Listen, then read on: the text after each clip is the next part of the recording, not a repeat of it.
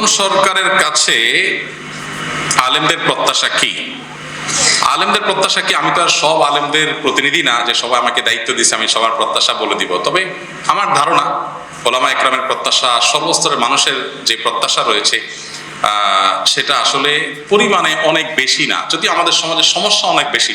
মোটা দাগে মানুষ, এদেশে মানুষের আবেগ অনেক বেশি, যার কারণে মানুষ অনেক বেশি চায় না। অল্প কিছুতেই বাঙালি অনেক খুশি হয়ে যায়। আর কিচ্ছু না করে যদি শুধুমাত্র এদেশে দুর্নীতিটা দূর করে ফেলতে পারে কেউ, তাহলে আমার মনে হয় এদেশে মানুষের আর অন্য কোনো বিষয়ে দুঃখ খুব একটা থাকবে না।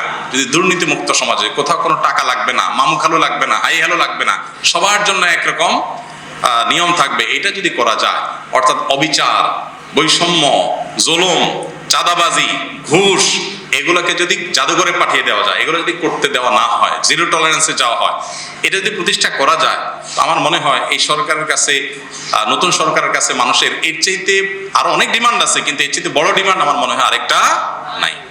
দেখুন, আমি প্রায় সময় বলি 50 বছরের বেশি সময় হয়ে গেছে আমরা দেশটাকে স্বাধীন করেছি, আমাদের বাবারা চাচারা স্বাধীন করেছেন।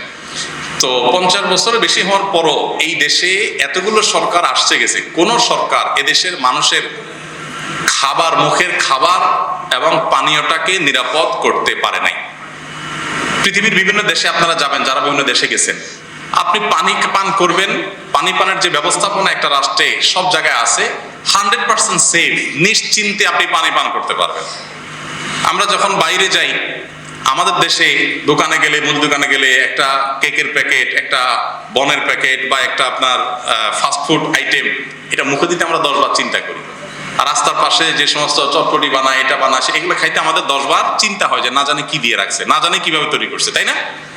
নিরাপদ খাদ্য, নিরাপদ পানীয়টুকু, মানে শুধু একটু পানি পান করবে মানুষ, এইটুকু নিরাপদ 50 বছরে কোনো সরকার করতে পারে নাই।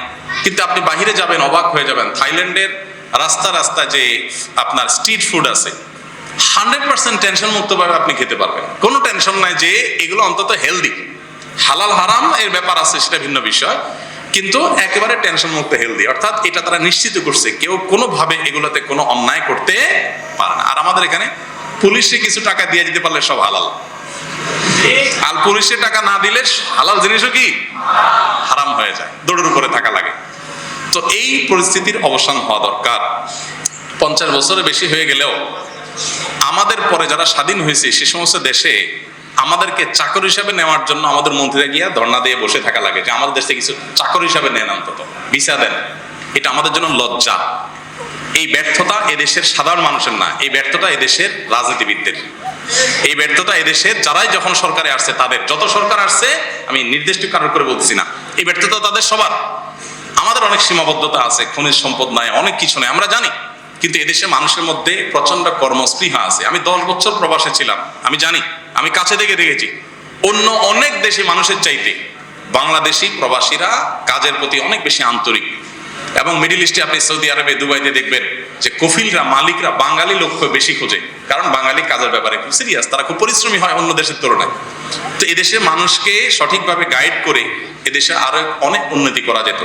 আমি একটা কথা প্রায় সময় বলি, জানি না এটা কতটা সবাই একমত হবেন, সেটা হলো যে এই দেশে যতটা উন্নতি হয়েছে আমাদের, ততটা উন্নতির পেছনে সাধারণ মানুষের অবদান আছে, প্রবাসীদের রেমিটেন্স আছে, ব্যবসায়ীদের ব্যবসায়িক উদ্যোগ আছে, গার্মেন্টস সেক্টরের অবদান আছে, সাধারণ মানুষের অবদান আছে।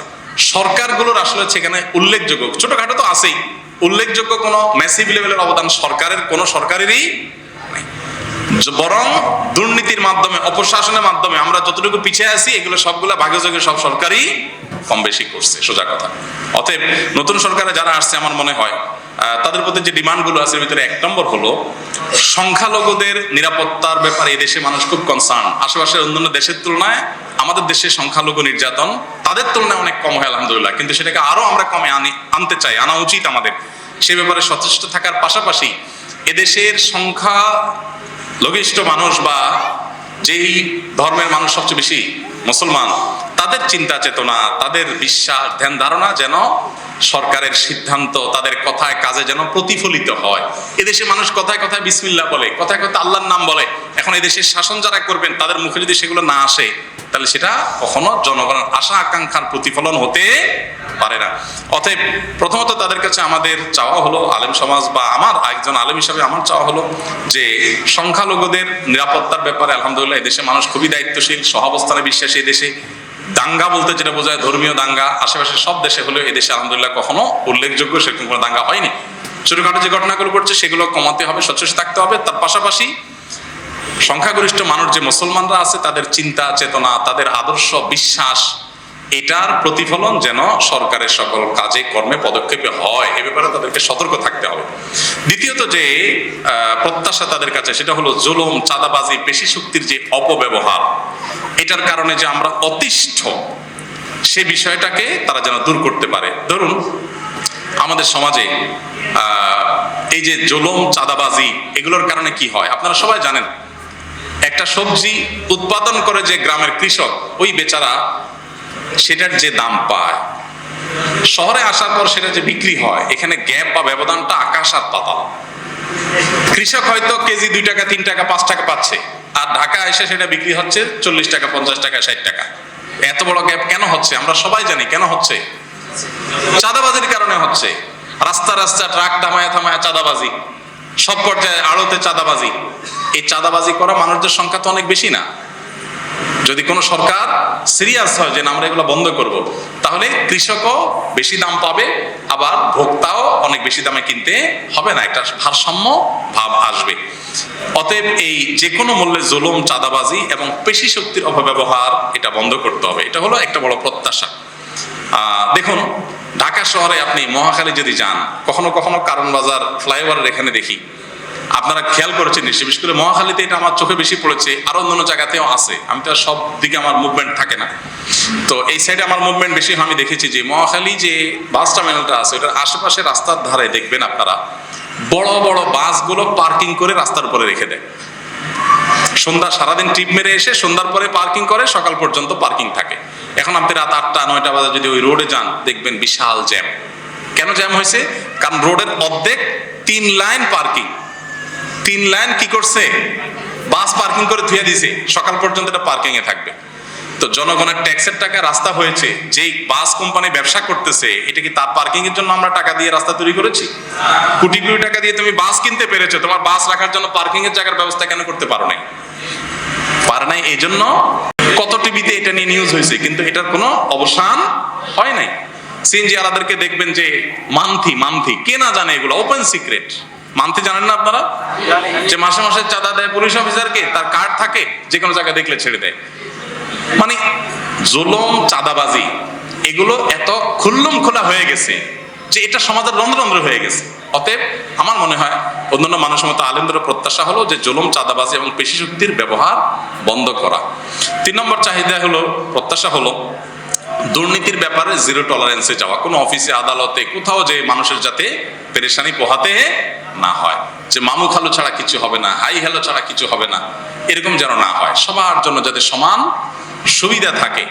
আমাদের দেশটা অনেক গরিব, অনেক দিক থেকে আমরা পিছিয়ে আছি, নিশ্চয়ই আমরা জানি সেটা, কিন্তু যেটুকু হবে সবার জন্য সমান হোক। কারণ মামু খালু আছে তার জন্য সব হবে, আর যার মামু খালু নাই, হাই হ্যালো নাই, টাকা পয়সা নাই, তার জন্য কিছুই হবে না। এটা যেন না হোক, এটাই হলো প্রত্যাশা। বিষয় হলো যে বিশেষভাবে নিরাপদ খাদ্য, নিরাপদ পানীয়, যেটার কথা আমি বলছিলাম, নিরাপদ ঔষধ, নিরাপদ খাদ্য, নিরাপদ পানীয়, নিরাপদ ঔষধ, এই 3টা যে নিশ্চিত করা। দেখুন যে ঔষধের মাধ্যমে মানুষ বেঁচে থাকবে, ট্রিটমেন্ট করবে, আমি নিজেও জানতাম না এক সময় যে ওষুধের ক্ষেত্রে এত 2 নম্বরই হয়, যে নকল ওষুধ নাকি হয়। তাহলে একটা মানুষ যে ওষুধ খেয়েছে সুস্থ হবে, উল্টা ওই ওষুধ খেয়ে সে আর মরে যাচ্ছে।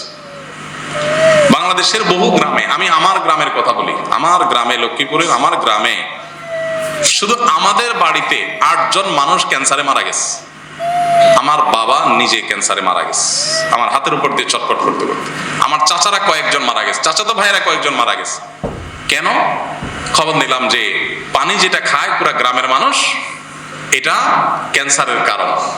আর্সেনিক আছে, আরো অন্য বিষয় আছে, যেগুলোর কারণে এখান থেকে ক্যান্সার হয়ে যাচ্ছে। সাতক্ষীরার একটা গ্রামের মানুষকে নিয়ে দৈনিক পত্রপত্রিকা নিউজ হয়েছে যে একটা গ্রামে মানুষ মরে, অনেক মানুষ মারা গেছে শুধুমাত্র পানি বিশুদ্ধ না থাকার কারণে, পানিবাহিত অসুবিধার কারণে। আমার নিজের বাসা এই যে কয়দিন আগে পরপর 3 জন জন্ডিসে আক্রান্ত হয়ে চরম অবস্থা হয়ে গেছে, মরণাপন্ন অবস্থা হয়ে গেছে। পরে চেক করে দেখা গেল সমস্যা পানিতে। তো খাদ্যে ভেজাল, এটার কারণে কিডনি শেষ হয়ে যাচ্ছে। আমাকে এক ডাক্তার বলেছেন যে বাংলাদেশের যতগুলো ডায়ালাসিস মেশিন আছে হসপিটালগুলোতে, এগুলোর একটা তো আপনি দেখবেন স্লট খালি নেই। এত পরিমাণ কিডনি রোগী হয়েছে এদেশে যে একটা তো কি নাই, স্লট খালি নাই। অসাধু ব্যবসায়ীরা খাদ্যের মধ্যে ভেজাল দিয়ে দিয়ে আমাদের কিডনি শেষ করে ফেলতেছে। ক্যান্সার রোগী ঘরে ঘরে হচ্ছে। হার্টের রোগী এত বেশি যে হার্টের অসুবিধার কারণে, হার্ট অ্যাটাকের কারণে মানুষের মৃত্যু বরণটা এখন ডাইলবাত হয়ে গেছে।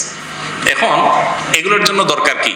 আমাদের পানীয়, আমাদের খাদ্য এবং ঔষধ, এই তিনটাতে ভেজাল করলে সর্বোচ্চ শাস্তি মৃত্যুদণ্ড রাখা উচিত। কারণ আপনি এগুলাতে ভেজাল দিয়া মানুষকে মৃত্যুর মুখে ঠেলে দিচ্ছে, এটা মানুষ হত্যার কাজই করতেছেন। অতএব এবারে সর্বোচ্চ টলারেন্স রাখা উচিত, কোনো চেহারা না দেখে যে মানুষের খাদ্যে ভেজাল দিলে। আমরা দেখি ভেজাল বিরোধী অভিযান হয়, ম্যাজিস্ট্রেট যা এটা হয় সেটা হয়, আরে রং মিশাই দিয়ে আমাকে শেষ করে ফেলতেছে, আমার কিডনি শেষ, ড্যামেজ হয়ে যাচ্ছে, আমার হার্ট শেষ হয়ে যাচ্ছে, ক্যান্সার হয়ে যাচ্ছে, জরিমানা করতেছে 50,000। আর 50,000 টাকা তার জন্য কোনো ব্যাপার নাকি? এই জন্য আইনের পরিবর্তন হওয়া দরকার। ম্যাজিস্ট্রেট তো আর কিছু করার নাই, তিনি তো আইনের আলোকেই কাজ করছেন। আইনের পরিবর্তন হওয়া দরকার।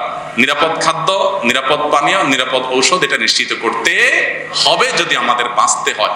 এত রোগী আমাদের দেশের, কোটি কোটি টাকা প্রতি বছর আপনারা পত্রপত্রিকা দেখেন, ইন্ডিয়াতে যায় ঢেলে আসে, থাইল্যান্ডে যায় ঢেলে আসতে হয়। কেন?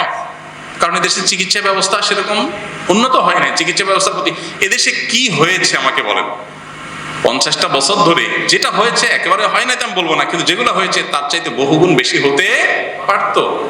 অপশাসন যদি বন্ধ হতো তাহলে মানুষ অন্তত এই জিনিসগুলো পেতে পারতো। তো আমার মনে হয় মানুষের যে নাভিশ্বাস হয়ে গেছে, এই অবস্থা থেকে দূরের জন্য মোটা দাগে এই যে পয়েন্টগুলো আছে, দুর্নীতির বিরুদ্ধে যদি জিরো টলারেন্সে যাওয়া হয়, ধর্মীয় বিষয়ে যে আপনার সাধারণ মানুষের চিন্তাধারার বিরুদ্ধে চিন্তাধারা মানুষের মধ্যে পুশ করার অপচেষ্টা করা হয়, এটা খুব ভয়ঙ্কর একটা বিষয়। এটা যে কোনো একটা মুহূর্তে আপনার করতে করতে মানুষের ক্ষোভ চরম আকারে পৌঁছে আপনার সেটা ব্লাস্ট হতেও পারে। এই জন্য বিষয়ে সর্বোচ্চ সাবধান থাকতে হবে। সেই সাথে জুলুম, চাঁদাবাজি বন্ধ করা, দুর্নীতির ভিতরে জিরো টলারেন্সে যাওয়া, নিরাপদ খাদ্য, ওষুধ এবং পানির ব্যবস্থা করা। আল্লাহ তাআলা আমাদের যারা দায়িত্ব নিয়েছে নতুন করে, তাদেরকে আল্লাহ তাআলা সেই শক্তি সামর্থ্য দান করুন। তারা যদি ফেল হয়ে যান তাহলে দেশে মানুষের যাওয়ার আর কোনো জায়গা হয়, আগের যে গড্ডালিকা আছে ওইটাতে মানুষের ঢুকতে হবে।